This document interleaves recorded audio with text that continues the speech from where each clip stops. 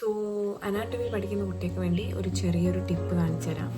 അപ്പം ഇത് ഞാൻ ഫസ്റ്റ് ഇയറിൽ പഠിച്ചുകൊണ്ടിരുന്ന നോട്ട്സാണ്, ലൈക്ക് ഞാൻ ഉണ്ടാക്കിയ നോട്ട്സാണ്. അപ്പം അനാട്ടമി നമ്മൾ എപ്പോൾ പഠിക്കുമ്പോഴും വിഷ്വലൈസ് ചെയ്ത് പഠിക്കാൻ വേണ്ടി ശ്രമിക്കുക. നമ്മൾ ഓരോ ബോൺസ് അല്ലെങ്കിൽ മസിൽസ് അല്ലെങ്കിൽ എന്തായിക്കോട്ടെ ഓരോ ബോഡി പാർട്സ് പഠിക്കുമ്പോൾ അതിൻ്റെ പിക്ചർ പാരലലായിട്ട് അടുത്ത് വെച്ചിട്ട് നോക്കിക്കൊണ്ട് പഠിക്കുമ്പോൾ കുറച്ചുകൂടി ഈസി ആയിരിക്കും, കുറച്ചും കൂടി അത് മൈൻഡിൽ റിറ്റെയിൻ ചെയ്യും.